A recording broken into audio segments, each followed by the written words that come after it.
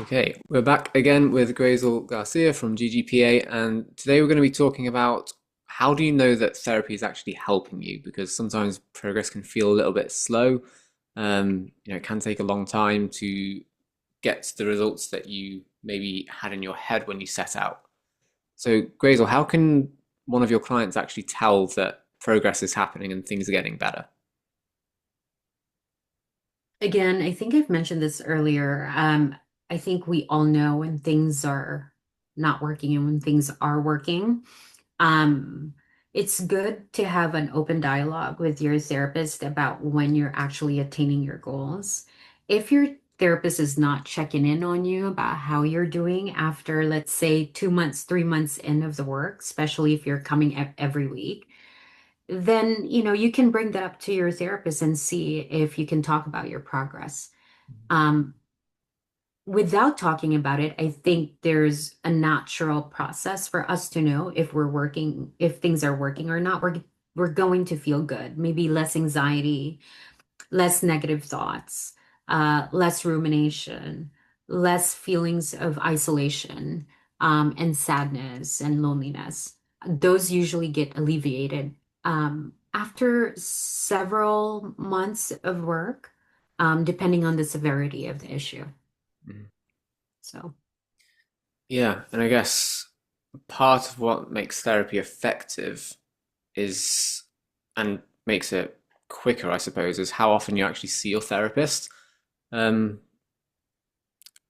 I know there's a whole bunch of reasons why people might not be able to see their therapist as frequently as you might like. Um, but what's the ideal sort of cadence in terms of therapy? Is it weekly? Is it fortnightly? Is monthly sometimes okay?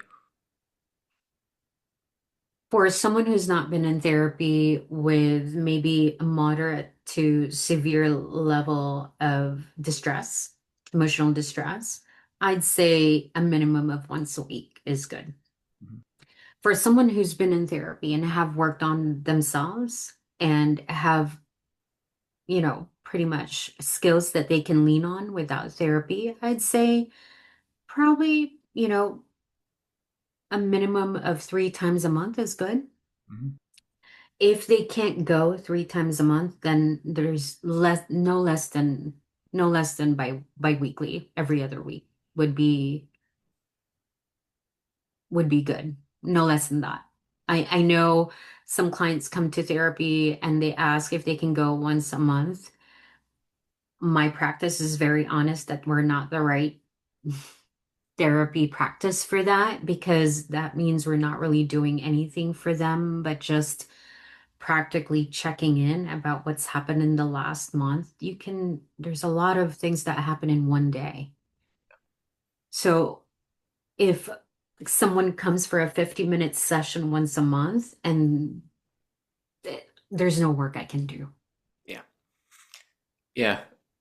Yes. On the flip side, you saying um, a lot happens in would too much would happen in a month to just go through everything in one session. On the flip side, would you say that there are occasions where someone can be going to therapy too much to actually get the work done? Like, would you say like daily therapy would be a bad idea? No, no. Okay. Especially if they're working on psychoanalytic type of work. Psychoanalysis require that you go to therapy 5 times a week. So that's 5 out of 7 days. That's almost daily, right? Mhm. And that's what's required in psychoanalysis. And there are clients that are more fond of going to therapy in that way, and they learn a lot from doing that. Mhm. And some folks can only do a minimum of once a week, especially for neurodivergence. Sometimes having therapy once a week is too much, it's too overwhelming for their nervous system, and they need a break. So we need to be able to attend to their capacity to take in the learning, right? Yeah, and I guess when you're doing that sort of daily therapy in the psychoanalytic approach, is that because you're working on a more macro thing than just, hey, this thing happened in the last week and it really upset me? Yes, yeah, absolutely. You're looking at, years of developmental distress that forms who you are as an adult. And some people are really interested in unpacking details of their trauma, and that would be really good in psychoanalytic work. Yeah, but if you're looking for something that's just trying to help you cope with your day-to-day life, that's maybe not the best approach. Am I hearing that right? Yeah, you don't really need that kind of deep processing if you're only needing maybe a quick CBT type of work. And now that we have AI, a lot of people are using AI to help, find simple implementation of skills, and they can even use that. I think it's good that they're using that because if they come to me and they just need that, I'm not the right therapist for that. I work with the emotions, and emotions need a lot of processing and time, and AI cannot do that. So I think there's a lot of resources out there, but if you have a level, it depends on the level of the severity of the distress. So if you just need, hey, simple, how do I take care of this negative thought? AI can help you with that. Mm. Yeah, that's really interesting to hear. I hear very mixed things about AI and social isolation and all those kind of things. Um, what I guess my next question is, what would be a healthy reason that someone might want to pause therapy? Because let's say they've got to a point where they're feeling like they're making progress. Is there a reason they'd want to stop at least temporarily? Yeah, because I encourage sometimes, if I feel like the client is already good and they have all the skills and they're not needing therapy anymore, but they still want to stay in therapy for support, I can't tell them that I can't force them out of therapy, but we talk about like what it would look like at times if you stop therapy for a few months and implement the skills without me.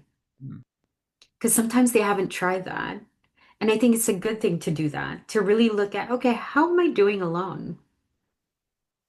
Yeah, and having the time to do that and prove to yourself that you're not dependent on someone else for your own stuff. Yeah, I get that. That's important.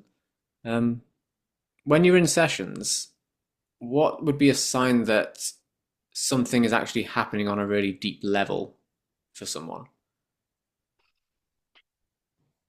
A lot of distress, emotional distress. I think, going deeper into our conscious requires opening, and sometimes the opening can be very, very difficult. So, but is there a point of doing that? Absolutely, because you're able to finally feel the emotions that are unpleasant that's been hiding in your body and in your brain for so long that needs attunement and attention. And if we are able to bring it to surface, then we can attend to it, and then I can help you process it slowly, metabolize it in your body so that it's not stuck and stagnant.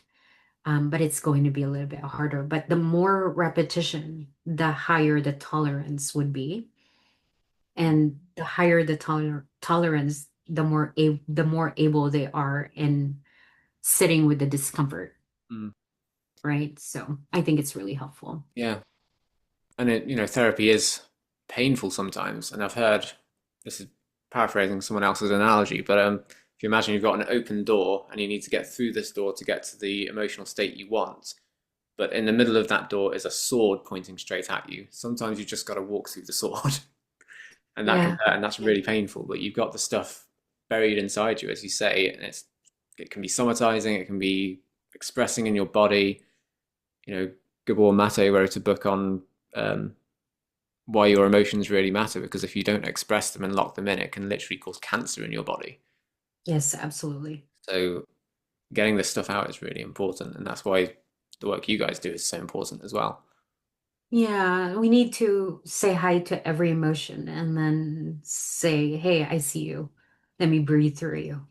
And then you don't have to process it right away. You don't have to go that deep. You can just say Mm. hi. for the time being and then process later when you have time. Yeah, yeah. Yeah. Anyway, that's a really good note to end on. So thanks again for your time. I'll speak again soon. Thanks, Scott.